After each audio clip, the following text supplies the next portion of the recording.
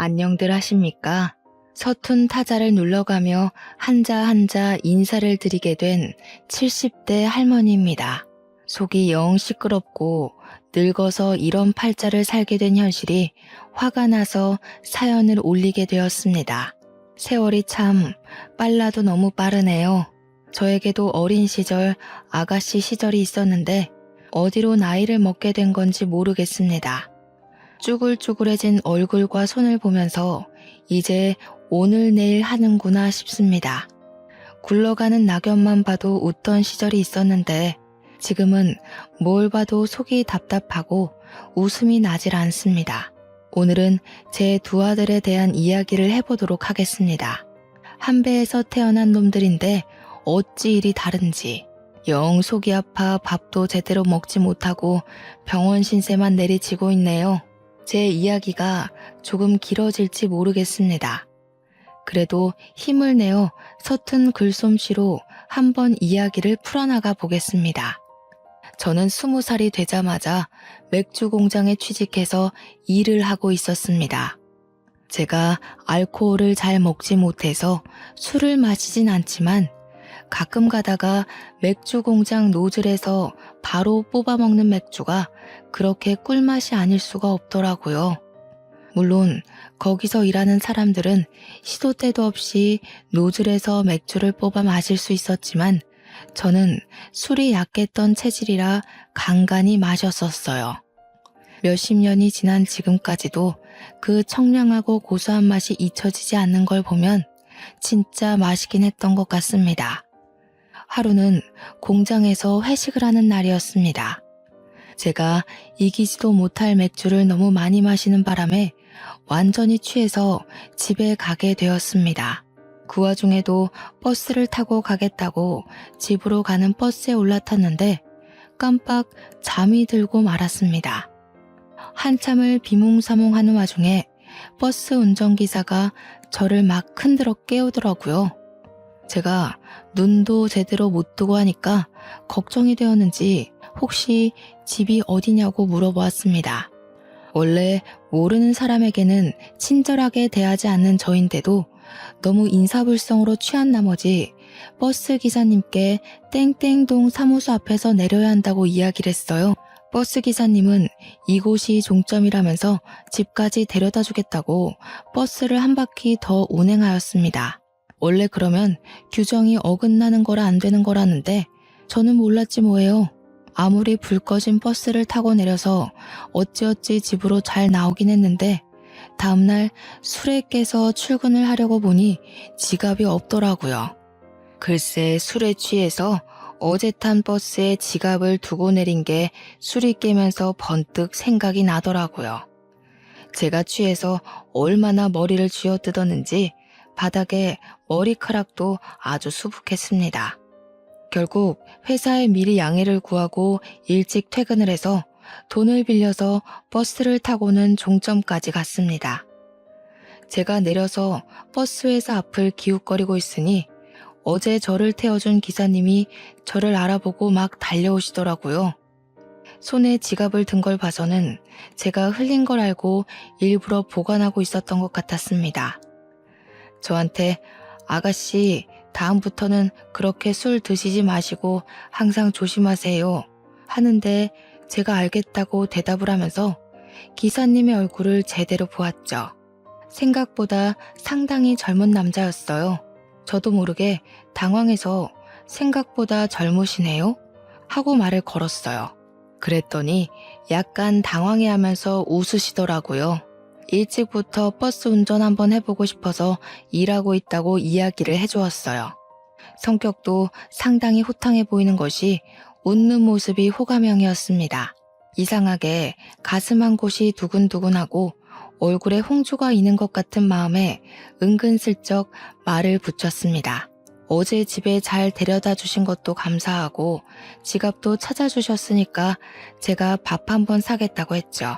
그러니 저한테 지금 시간 되냐고 하더라고요. 요즘 말하는 직진남이라는 게 딱 제 남편을 향한 말이죠. 시간이 저녁 시간이기도 했고 저도 배가 고파오던 찰나라 좋다고 하고서는 밥을 먹으러 갔습니다. 그런데 저를 기사식당으로 데려가는 게 아니겠습니까? 여기 김치찌개가 기가 막히다면서요? 저도 물론 김치찌개를 좋아하긴 하지만 뭔가 데이트하는 분위기는 아니지 않겠습니까? 그래서 진짜 밥만 먹는 거로구나. 이 사람은 내가 단순한 호의를 베푸는 줄 아는구나 싶어서 시무룩해졌죠. 밥 다 먹고 계산을 하려고 보니까 종업원이 이미 계산 다 끝냈다고 남자분이 하셨는데요? 하시는 겁니다. 순간 얼굴에서 은근히 피어오르는 기쁨이 주체가 안 되더라고요. 저는 기사님한테 다가가서 제가 계산하려고 했는데 왜 먼저 계산하셨냐고 마음에도 없는 말을 했습니다. 그랬더니 절 보고 웃으면서 그래야 다음에 또 얻어먹겠다는 핑계로 만나지 않겠습니까? 하더라고요. 순간 제 얼굴이 새빨갛게 달아올랐는데 그런 저를 보면서 또 귀엽다는 듯이 웃어주는 게 아니겠습니까? 갑자기 이런 식으로 허를 찌르며 다가온 사람에게 저는 속절없이 빠져들었습니다. 요즘 말하는 밀고 당기기 그런 건 꿈에도 꾸지 못했습니다. 제가 연애라도 많이 해봤더라면 아주 잘했을 텐데 전 쑥맥이었거든요. 이 사람이 저에게 관심을 가져준다는 것만으로도 하늘을 날아갈 것 같은 기분이 들었는데 밀고 당기기가 가당키나 하는 말이겠습니까? 그렇게 저희는 누가 봐도 사랑에 빠진 남녀처럼 데이트를 즐기게 되었습니다. 저는 매번 꼭 밥을 사겠다고 그분에게 데이트 약속을 걸고 그분은 저에게 다음에 사달라고 하면서 계산을 마치는 듯한 행태로요. 그게 바로 저희의 암묵적인 데이트 신호라고 생각하고 서로를 향해 움직이기 시작했죠. 그렇게 연애를 시작하다 보니 시간 가는 줄 모르고 푹 빠져들게 되었습니다. 당시 시대상으로 결혼 정년기라는 게 20대 중반쯤이었거든요. 저희도 결혼을 할 나이가 다가오고 서로의 이름을 수줍게 혼인신고서에 적어 넣으며 혼인을 하게 되었습니다. 살림이 빠듯한 것도 아니었고 서로를 위해서 쓸 수 있는 돈은 충분했습니다. 그러나 허례허식이 싫어 결혼 사진만 동네 사진관에서 간단하게 찍고 식은 따로 올리지 않았죠. 저는 여전히 맥주 공장에 다니고 있었고 남편은 버스기사 일을 하면서 둘이 행복한 일상을 보내고 있었습니다. 몇 년의 세월이 흐르고 우리에게는 떡두꺼비 같은 아들이 둘이나 생기게 되었습니다. 정말 하루하루가 이렇게 행복할 수 있나? 단란한 집에서는 웃음이 끊어지질 않았습니다. 재롱을 떠는 두 아들을 보면서 우리 부부는 밥을 먹지 않아도 배가 부르다는 말을 실감할 수 있었죠. 첫째가 태어난 지 얼마 되지 않아 당시 육아휴직 같은 게 없었기에 저는 오랜 세월 몸담았던 맥주 공장을 퇴사했습니다. 넉넉하게 받은 퇴직금은 아이들을 키우는 데 쓰겠다고 적금처럼 모셔두었죠. 갑자기 외벌이가 된 탓에 저는 집에서 인형 눈깔도 붙이고 포장 아르바이트도 하면서 생계를 꾸리고 있었습니다. 애가 어려서 집 밖으로 나가는 게 좀 힘들었거든요. 그때 뭐 어린이집 같은 게 보편화된 시설도 아니었고요.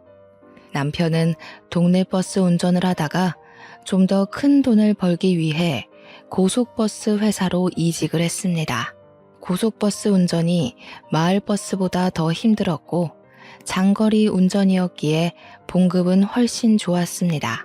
그렇게 평생 행복한 줄만 알았던 우리 가족에게 검은 그림자가 드리우고 있다는 사실은 꿈에도 몰랐습니다. 남편이 버스 사고를 당하게 된 날 아직도 저는 그날이 생생합니다. 허망하게 반대 차선에서 달려오던 트럭과 사고가 나게 되었고 고속도로 특성상 빠르게 달리고 있던 남편의 버스는 크게 사고가 나고 말았죠. 승객들은 다행히도 얼마 다치지 않았지만 정면으로 트럭과 사고가 난 우리 남편은 그렇게 저와 두 아들의 곁을 떠나게 되었습니다. 현장에서 눈도 뜨지 못하고 병원으로 이송 한번 못 해본 채 그렇게 가버렸죠. 당시 남편의 사고가 뉴스에도 나왔는데 우리 남편이 핸들을 틀었다면 살았을 거라고 하더라고요. 대신 그만큼 승객들이 많이 다쳤을 거라고. 남편이 핸들을 틀지 않고 정면으로 트럭을 받아냈기에 남편만 참사를 당한 거라고 하더군요. 우리 남편 정말 직업의식 투철하다고 너무 멋있지 않냐고 흐느껴 울었습니다. 조금만 덜 멋있었어도 우리 아들들과 오래오래 함께 살 수 있었을 텐데 말이죠. 유감을 표하던 버스 회사에서도 보상금이 두둑하게 나왔고 당시 졸음운전을 했던 트럭 운전수에게도 합의금을 받았습니다. 버스 안에 타있던 승객들이 십시일반 모아서 위로금을 전달해 주기도 했습니다. 장례에는 모르는 조문객들이 찾아와 저를 위로하곤 했지만 저의 마음은 한 발자국도 나아지지 않았습니다. 그 돈이 다 무슨 소용이 있겠습니까? 남편이 없는데 말이죠. 우리 애들이 초등학교에 입학할 때 짜장면을 같이 먹어줄 남편이 없고 졸업식에 사진을 찍어줄 남편이 없고 결혼식에 혼주석에 같이 앉아줄 남편이 없는데 하루도 제 마음에 눈물이 마를 날이 없었습니다. 하지만 그것도 잠깐이었습니다. 너무너무 슬펐지만 우리 아들들은 점점 자라나고 초등학생이 되었는데 제가 돈을 벌어야 하지 않겠습니까? 그때는 여자가 돈을 벌기가 쉽지 않았습니다. 취직이라는 건 남자들의 전유물 같은 것이었거든요. 다행히도 맥주 공장에서 배워둔 주판 실력이 출중해서 사정사정해서 남편이 일하던 버스 회사에서 사무직을 보게 되었습니다. 아이들에게는 엄마의 손길이 절실하게 필요한 나이였지만 우리 가족이 먹고 살기 위해선 제가 가장이 되어야만 했습니다. 옆집에 친하게 오랜 시간 알고 지낸 이웃이 살고 있었기 때문에 저는 염치불고하고 아이들을 부탁하였습니다. 첫째 아이는 학교가 끝나면, 둘째 아이는 유치원이 끝나면 옆집으로 가서 이웃과 함께 밥을 먹고 시간을 보냈습니다. 저는 물론 옆집 이웃에게 매달 수고비를 조금씩 주게 되었죠. 옆집에서 우리 아이들이 천덕꾸러기 취급을 받진 않을까 솔직히 고민이 되기도 했습니다. 하지만 아이들은 잘 적응해 주었고 철이 일찍 들었는지 속 썩이는 일도 버리지 않았습니다. 우리 첫 번째 아이가 세월이 흘러 초등학교 고학년이 되고 나니 동생을 스스로 챙기기 시작했습니다.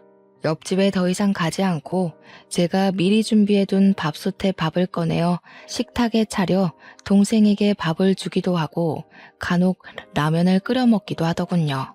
우리 아이들이 스스로 해내는 걸 볼 때마다 얼마나 가슴이 아팠는지 모릅니다.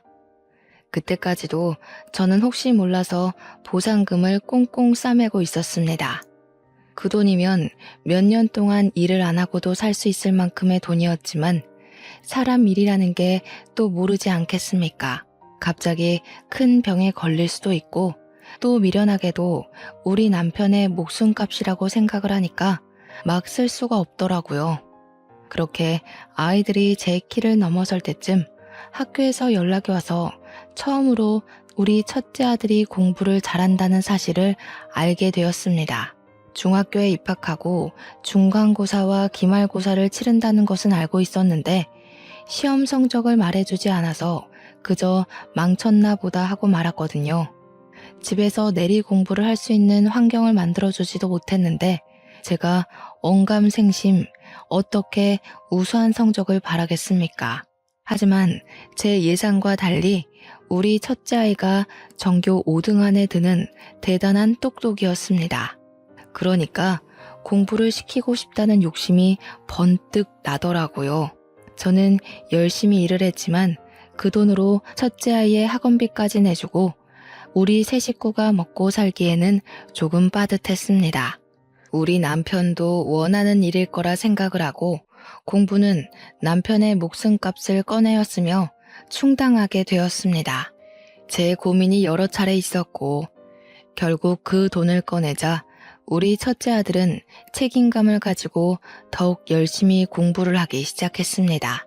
하지만 두 아들 모두가 다 제 뜻대로 움직여주진 않았습니다.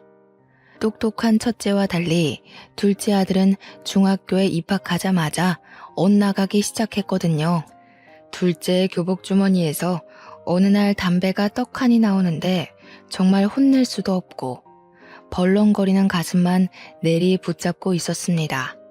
첫째한테 부담 주고 싶지 않아서 공부만 했으면 좋겠기에 동생에게 잔소리를 해달라고 부탁도 못했네요. 날이 지날수록 엇나가는 둘째 때문에 제가 마음고생을 조금 심하게 했죠. 어느 날 둘째가 술에 취해서 들어와 거실 바닥에서 술 냄새 풀풀 풍기며 잠을 자기도 하고요. 학생 신분인데 참 못하는 게 없는 무법자더라고요. 가정 환경이 어려우니 아이가 마음 붙이고 살기가 어려운가 싶었죠. 하지만 그 와중에 우리 첫째는 정말 든든하고 우직하게 공부에만 집중했습니다. 시간이 물처럼 흐르고 우리 첫째 아이가 대입시험을 치렀습니다. 떡하니 명문대 합격증을 받아오는데 눈물이 왈칵 쏟아지더군요. 우리 첫째도 저를 보면서 키워주셔서 감사하다고 눈물을 글썽였습니다. 진심으로 저는 축하를 해주었죠. 그때 우리 둘째가 고등학교 2학년이었습니다.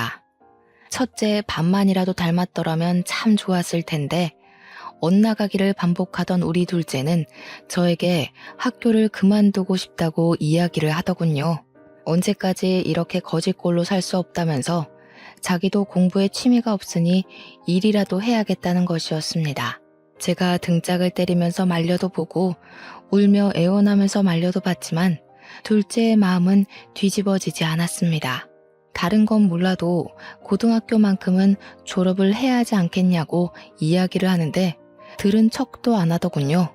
고등학교에서 배우는 것들이 무슨 소리인지도 모르겠고 배워봤자 하나도 소용없다면서 그냥 일을 하고 싶대요. 첫째는 그 이야기를 듣고 그냥 둘째 하고 싶은 거 하게 내버려 두라면서 자기 인생 자기가 사는 거 아니겠냐고 하더이다. 본인도 공부가 재밌어서 한 건 아니고 공부라도 해야 나중에 고생하지 않을 것 같아서 억지로 한 거라고 했어요.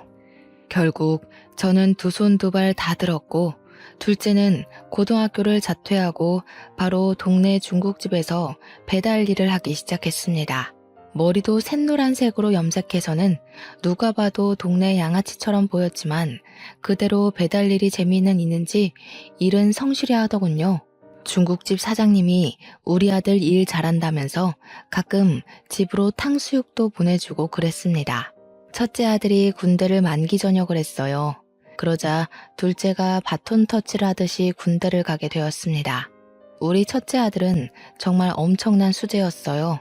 명문대에서 날고 기는 애들 중에서도 손에 꼽히는 그런 수재요. 결국 대학을 졸업하자마자 보란듯이 대기업에 들어가게 되었습니다. 우리 아들이 정말 얼마나 자랑스러웠는지 몰라요. 그러는 와중에 둘째는 짜장면 배달 일을 쭉 하다가 중국집 사장님 사정이 좋지 않아 식당 문을 닫게 되면서 할 일이 없어지고 말았죠. 배달 일을 해봐야 돈이 안 된다고 하면서 며칠을 내리 고민을 하더니 자신 있는 건 운전밖에 없다고 하더라고요. 그러면서 대형차 면허를 따더라고요. 버스 운전기사를 하겠다는 것이었습니다. 당연히 저는 손에 땀이 나도록 말렸습니다. 그게 얼마나 위험한 일인지 아냐고요. 네 아비가 어떻게 죽었는데 네가 버스 운전기사를 하겠다고 하냐면서 아버지 생각을 하라고 했습니다. 그러니까 둘째가 그러더군요. 우리 아빠 멋있잖아. 나도 버스 운전할래. 이러는데 제가 어찌 말리겠습니까? 그래서 너 하고 싶은 대로 한번 해보라고 했습니다. 그렇게 다들 각자의 자리에서 열심히 생계를 책임지며 일을 했습니다. 저는 여전히 버스회사 사무실에서 일을 했고 둘째는 우리 회사 고속버스 운전기사가 되었습니다. 큰아들은 대기업 연구실에서 성과를 내며 승진도 초고속으로 하고 아주 탄탄대로를 걷고 있었죠. 그렇게 몇 년이 더 지나고 첫째 아이가 결혼을 하겠다고 며느리감을 데리고 오겠다고 했습니다. 집에서 만나는 거냐, 오래간만에 솜씨 자랑 좀 해야겠다. 갈비찜을 해둘까? 우리 아들 갈비찜 좋아하잖아. 라고 했더니 아들이 고개를 절레절레 젓더군요. 집이 낡아서 부끄러우니 그냥 밖에서 만났으면 좋겠습니다. 하더라고요. 그래서 그냥 알겠다 그러자라고 대답을 했습니다. 큰아들이 부른 식당으로 가니 며느리 될 아이가 떡하니 앉아 있었습니다. 첫인상이 너무 곱고 예쁘더라고요. 하늘색 원피스에 머리에는 진주가 촘촘히 박힌 머리띠를 하고 왔는데 무엇보다 손이 정말 곱고 희고 예뻤습니다. 나처럼 고생한 손이 아니라 올곧게 쑥 자란 손가락이 예뻐서 아가씨는 무슨 일을 하는 사람이요? 하고 물어보니까 피아노 전공을 했다고 하더라고요. 큰아들이 팔불출처럼 예비 신부가 피아노 전공을 했다고 이야기를 하면서 지금은 학원에서 아이들을 가르치고 있다고 설명해 주었습니다. 그래서 그렇구나. 손이 너무 예쁘더라. 이야기를 했더니 저한테 웃으면서 제가 살림이라는 걸 전혀 안 해봐서 그럴 수도 있어요 하더라고요. 제가 속으로 숨을 헛들이킬 정도로 매우 당황하였습니다. 그래도 결혼하고 나면 살림을 해야 할 텐데 미리 배우는 게 좋지 않겠냐고 하니까 저를 힐끔 보더니 그러더군요. 저는 도움이 쓸 거라서 살림 안 배워도 될 것 같은데요. 라고 해요. 말문이 턱 막혔습니다. 그래도 뭐 아들이 대기업을 다니고 있고 예비 며느리도 레슨 같은 걸 한다고 하니까 알아서들 잘 살겠지 했습니다. 이것저것 대화를 하는 와중에 나한테 예비 며느리가 약간 당돌하게 이야기를 하더라고요. 저는 매년 명절마다 해외여행을 다녀왔었거든요. 결혼한다고 해서 그걸 바꾸고 싶지 않아서. 앞으로도 명절에는 그이랑 해외여행을 가려고 해요. 제가 듣기로는 제사가 없다고 들었는데, 죠? 저는 맞는다고 제사 없다고 했어요. 그러니까 싱긋 웃으면서 그럼 명절에 여행 가도 상관없겠네요 하면서 네일 아트를 했는데 벗겨졌다면서 속상해하는 게 아니겠습니까? 우리 첫째 아들은 또 그 손톱 보면서 까져서 속상해서 어떻게 하냐고 아주 둘이 짝짝꿍이 잘 맞더라고요. 우리 둘째만 저를 빤히 보면서 저거 둘 다 이상한 거 아니냐고 조용히 묻더라고요. 아무튼 뭐 밥이 코로 넘어가는지 어디로 넘어가는지도 모른 채로 집으로 돌아왔는데 우리 둘째가 그러더라고요. 형이 똑똑한 줄 알았더니 어디서 이상한 여자를 데리고 왔다고요. 저는 그냥 대꾸 없이 말을 아꼈습니다. 그렇게 첫째도 예비 초가 인사를 드리고 와서는 결혼 준비가 아주 착착 이루어지는 듯했어요. 대망의 상견례 날이 마련되었다고 설레발을 치길래 저와 둘째가 함께 그 자리에 나갔습니다. 서로 인사를 하고 조심스러운 안부를 묻고 밥을 먹고 있는데 내내 사돈 부인의 표정이 별로 좋지 않더라고요. 아무래도 첫 만남이니 낯을 가리는 사람은 불편할 수도 있겠다 싶어서 말을 아끼고 있었습니다. 그런데 그 불편한 표정이 저에게 하고 싶은 말이 있는데 눈치를 보느라 말을 못해서 나온 표정이더라고요. 어느 정도 식사 자리가 진행되고 나니 저에게 대뜸 이야기를 하는 겁니다. 우리 아이들 알아서 잘 살 테니 너무 시집살이는 시키지 않으셨으면 좋겠네요. 아니, 제가 뭐 애들을 시기 질투해서 나쁜 소리를 하고 일부러 시집살이를 시키겠습니까? 원래 시자 붙으면 좋은 소리를 해도 나쁜 소리처럼 들리지 않겠나요? 그렇게 걱정이 되시면 몇 년 더 미뤘다가 결혼시킵시다. 그랬더니 그제야 그건 아니라면서 애들이 좋다고 좋아 죽겠다는데 빨리 시키는 게 좋지 않겠니요? 그저 딸 가진 부모의 마음으로서 걱정이 되어서 한 소리라고 자기 딸 잘 봐달라고 하는데 저는 이미 마음이 푹 상해버렸죠. 자리가 끝나고 첫째가 저한테 오더니 왜 그 자리에서 그런 소리를 했냐고 저를 타박하는 게 아니겠습니까? 어찌나 팔푼이 같던지. 그렇게 똑똑하던 아들이 예비 며느리에게 푹 빠져서 저런 꼴을 하는 게 어이가 없었습니다. 저는 엄마가 그렇게 무시를 당하는데도 처가를 싸고 들고 싶냐고 이야기를 했죠. 내가 뭘 했다고 시자 노릇했다고 저러냐고 아들이 입을 꾹 다물더라고요. 하지만 좋다는 그 둘을 어찌 말리겠습니까? 결국에는 결혼까지 하더라고요. 첫째네 부부가 신혼여행을 다녀와서 시댁에 인사를 드리겠다며 저희 집에 한복을 입고 찾아왔는데 둘 다 빈손이더라고요. 그래서 둘째가 처가해도 아무것도 안 드린 거냐고 물어보니까 첫째가 우물쭈물 하더라고요. 우리 집에만 빈손으로 온 것이 뻔했죠. 아들 키운 거 참 소용 하나도 없더군요.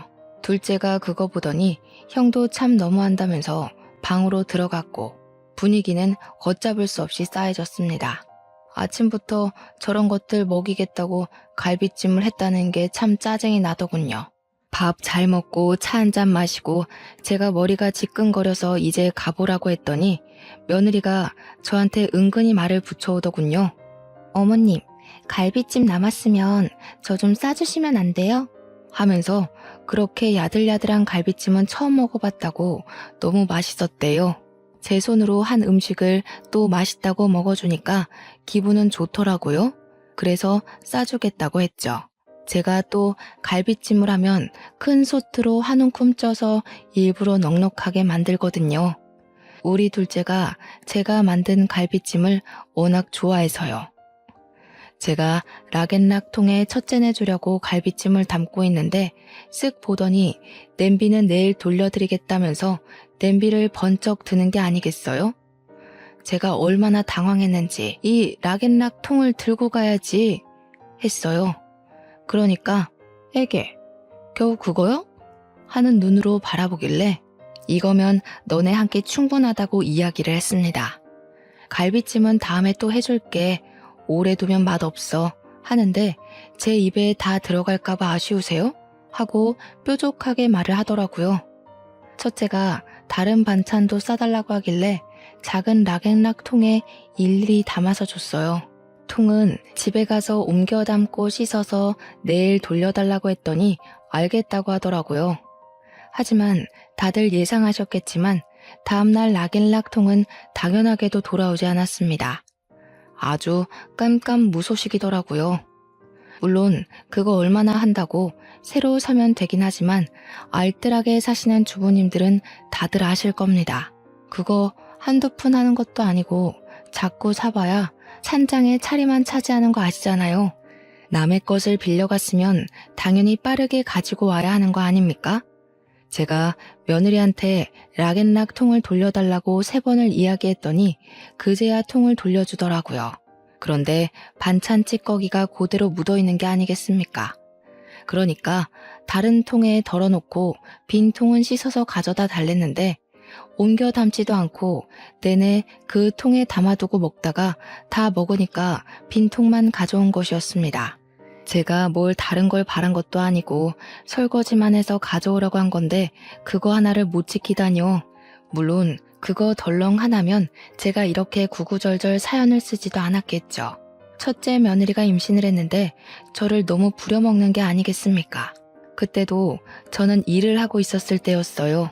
물론 퇴직을 생각하고 있긴 했지만 할 수 있는 데까지는 일을 하려고 했단 말이죠. 첫째는 대기업 다니니까 나올 수가 없다면서 저한테 어머님 저 이거 먹고 싶어요. 저거 먹고 싶어요. 난리가 난 겁니다.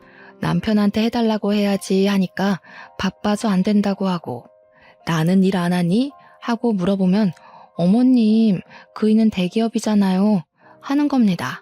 처음 한두 번은 해줬는데 도저히 안 되겠기에 친정에다가 이야기를 하라고 딱 잘라서 말을 했어요. 그랬더니 시모 사랑 며느리 사랑이라던데 어쩜 며느리인 자기를 챙겨주지 않을 수가 있냐고 갈비찜 먹고 싶으니까 당장 해오라고 울고불고 난리를 치는 겁니다. 결국 저도 못 참고 아들한테 이야기를 했더니 임신해서 예민해서 그런 거니까 갈비찜 좀 해주랍디다.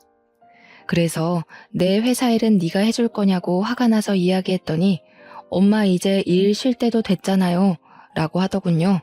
자기가 생활비를 줄 것도 아니면서 저한테 이래라 저래라 하는 게 너무 어이가 없었습니다. 그래서 저는 결국 필사적으로 첫째 며느리를 피하면서 지낼 수밖에 없었습니다. 10달 동안 일이 바빴다고 연락도 제대로 받지 않고 일부러 아침 일찍 비몽사몽일 때 전화 걸어서 할 말만 하고 끊었죠. 그렇게 출산을 하게 된 날, 저는 한달음의 며느리를 보러 갔습니다. 너무 이쁜 손주를 보면서 우리 첫째가 이렇게 아이도 낳고 키우는구나 싶어서 남편 생각에 눈물이 나더라고요. 첫째 며느리에게 수고했다면서 현찰로 300만 원을 뽑아와 조리원 비용으로 쓰라고 손에 쥐어주었습니다. 그랬더니 첫째 며느리가 금액을 확인하더니 이러더군요. 요즘 조리원 가격이 얼만데 겨우 300만 원이에요? 마음 같아서는 당장에 그 돈 내놔라 하고 가져가고 싶었지만 꾹 참았습니다. 출산한 지 몇 시간 지나지 않았는데 저까지 스트레스 주고 싶지 않은 마음이 컸죠. 그렇게 몇 주 후 저는 드디어 미루고 미뤘던 퇴직을 했습니다. 어차피 노후 자금이랄 거야 그동안 모아두었던 돈도 있고 둘째 아들 결혼시킬 돈도 충분히 마련되었다고 생각한 찰나였어요. 이제는 나도 여유 있게 여행도 다니고 유흥도 즐기면서 나를 위한 삶을 살아야겠다고 마음을 먹었는데 제가 퇴직하자마자 전화기에 불이 나더라고요. 첫째 며느리가 자기가 육아 너무 힘들다면서 저보고 와서 좀 도와달라고 하는 겁니다. 친정은 뒀다 국 끓여 먹나 싶었는데 저도 손주가 보고 싶기도 했고 간혹 가다가 도움을 주는 건 괜찮겠다 싶었습니다. 하루는 정말 죽겠다고 제발 와달라고 빌고 빌어서 큰맘 먹고 큰애네 집에 갔는데 글쎄 저한테 애를 쓱 맡기더니 자기는 친정엄마랑 목욕탕을 가겠다는 겁니다. 사돈 부인이 저를 보고 애를 봐주셔서 감사해요. 3시간만 있다 올게요. 하고 나가더라고요. 진짜 그 애미의 그 딸이라고 너무 기가 막혔죠. 그 뒤부터는 진짜 제가 연락을 완전히 피해버렸습니다. 경우가 없어도 너무 없죠. 어떻게 시어머니를 그런 취급을 할 수 있습니까? 골치가 아파서 저는 첫째네 사정은 나 몰라라 하고 제 취미와 여흥을 즐기기 위해 열심히 돌아다녔습니다. 그러던 와중에 둘째가 저에게 결혼을 하고 싶다고 하더군요. 이번엔 또 어떤 어마어마한 며느리가 들어올까 싶어서 긴장을 잔뜩 하고 둘째가 소개해주는 예비 며느리를 만났는데 완전히 예상 밖의 인물이었습니다. 어찌나 복스럽게 생겼던지 통통한 볼살에 동글동글한 인상이 너무 귀엽게 생겼더라고요. 하지만 생긴 게 성격과 일치하지 않을 수도 있기에 제가 먼저 선수를 치고 말했습니다. 나는 시자 노릇한다는 이야기 듣고 싶지 않다. 적당히 거리를 두고 지내는 게 좋을 것 같구나. 서로 안부 전화나 간간히 하고 깊게 관여하면서 살지 말자. 오해받기 싫단다.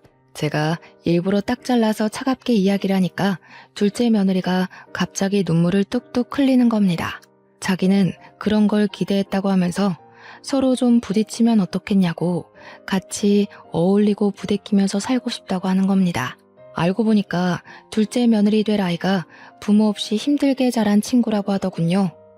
부모의 정을 느껴본 적이 없어서 결혼하면 시부모님한테 잘해야겠다고 생각하며 살았대요. 우리 아들을 낳아주고 키워준 부모님이기에 자기한테도 친부모나 다름없다면서 자기를 친딸처럼 생각해달라고 하더군요. 우리 둘째가 학창시절부터 제 속을 많이 썩였던 놈이었잖아요. 제정신 차리고 산 지는 몇 년 안 됐는데 그게 다 이 아가씨 덕이라고 하더군요. 어차피 올 손님도 몇 없다면서 허례허식 없는 결혼을 하고 싶다고 스몰 웨딩인지 뭔지 그거 하고서는 같이 살기 시작했습니다. 신혼여행도 해외로 가지 않고 국내 여행을 했다는데 무슨 각 지방에서 좋다고 하는 특산품은 다 사왔더라고요. 저한테 어머님 이거는 뼈에 좋고 이거는 눈에 좋고 간에도 좋고 하는데 제가 놀래서 며느리한테 너 사기 맞은 거 아니니? 하고 물어봤어요. 그러니까 갑자기 깔깔 웃으면서 사기 맞죠? 자기야, 내가 이거 사기라고 했잖아. 이러더군요. 알고 보니 아들이 고른 상품이었습니다. 허구한 날 집으로 찾아와서 어머님 저 요리 좀 가르쳐 주세요 하면서 들러붙고 시장 구경 가자면서 들러붙었습니다. 처음에는 너무 귀찮았는데 싹싹하게 저한테 잘하는 모습을 보고 저도 슬슬 마음이 둘째 며느리에게 기울기 시작했어요.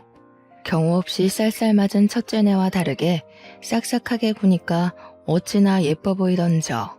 제가 반찬을 해다 주면 그 반찬통을 씻어서 주는 게 아니라 그 안에 자기가 만든 반찬을 채워서 주던 아이예요. 어머님 요리하시는 거 보고 저도 만들어 봤는데 어때요? 하면서 전해주는데 어찌 맛이 없을 수 있겠나요? 그렇게 오순도순 잘 지내던 와중에 둘째네도 임신을 했다고 알려왔습니다. 우리 복덩어리가 아이를 가지다니 내가 봐줘야지 마음을 굳게 먹었죠. 태교 여행을 온 가족이 같이 갔으면 좋겠다고 하길래 첫째네에게도 물어보니까 첫째 며느리가 질색을 하더라고요.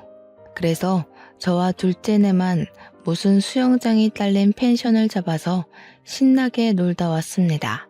사진을 전부 맞춰 찍고는 프로필 사진으로 바꿔두었더니 첫째 며느리가 자기 빼고 다녀와서 그렇게 즐거웠냐며 성질을 내더라고요. 같이 가자니 싫다고 해놓고 왜 저러는지 이해가 안 갔죠.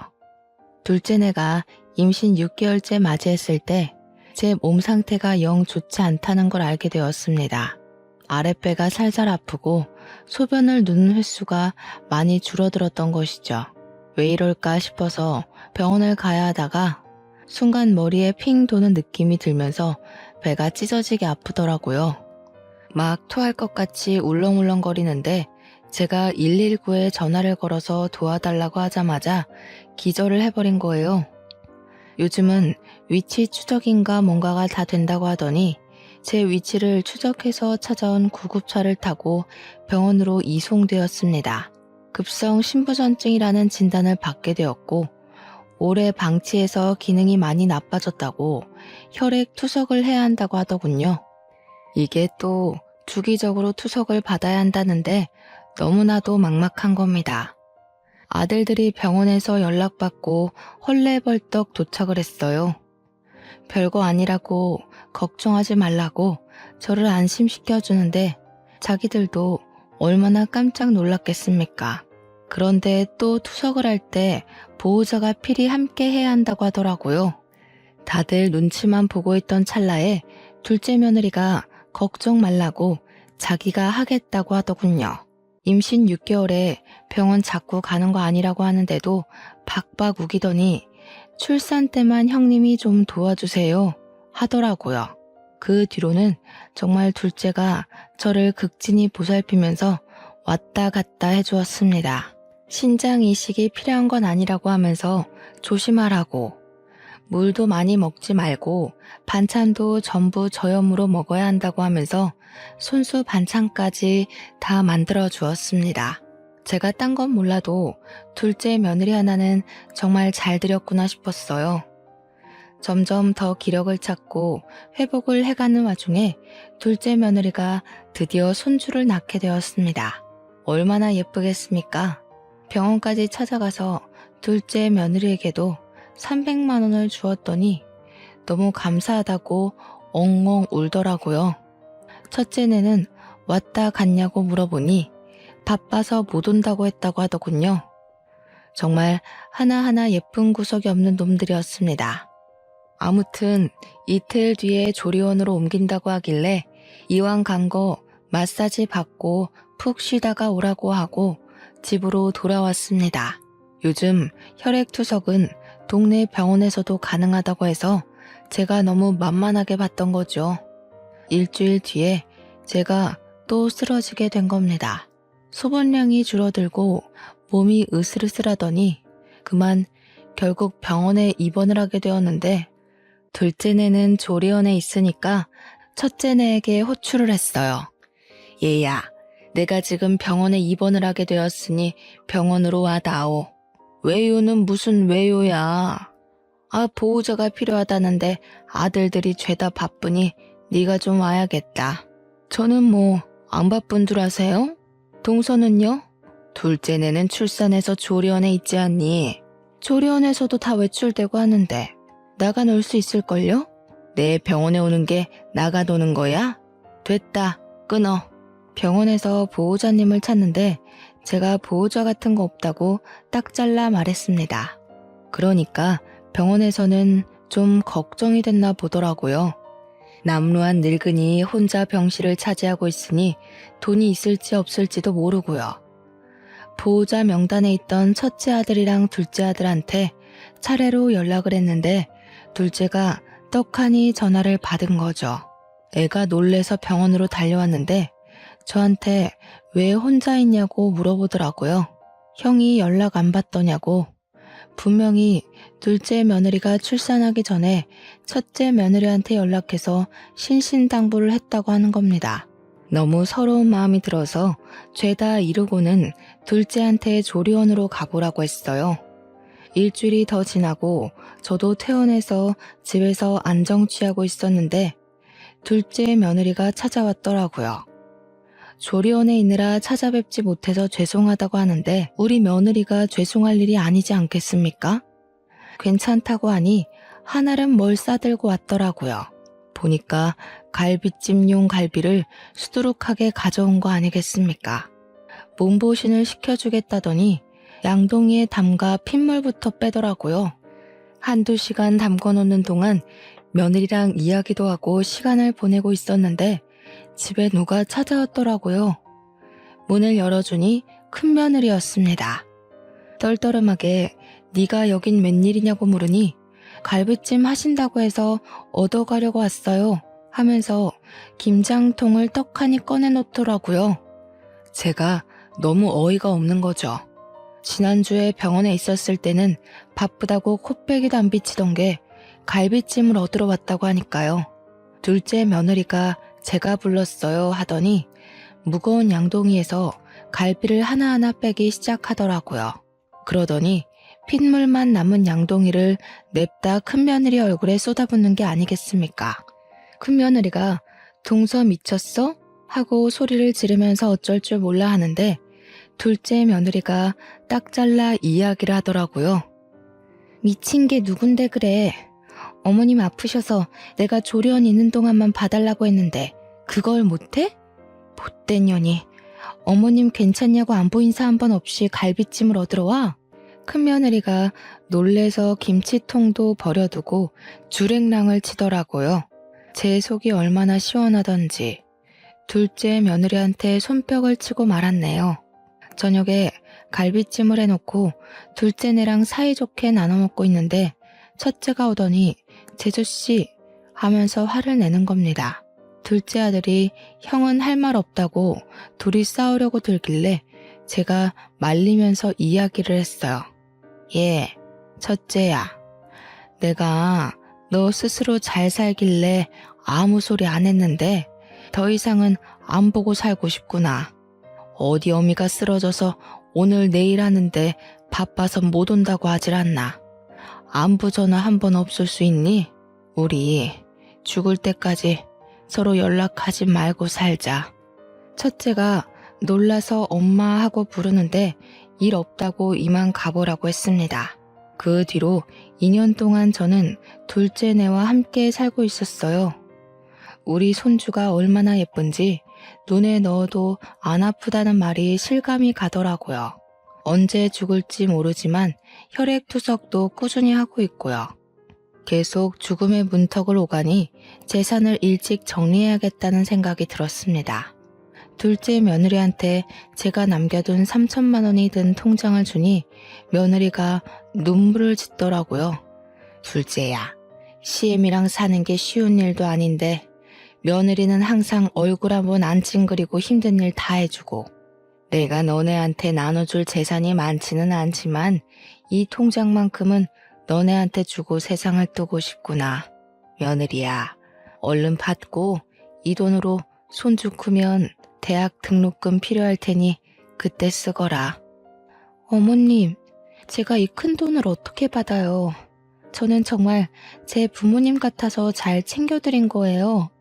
평생 어머님이랑 같이 살고 싶다고요.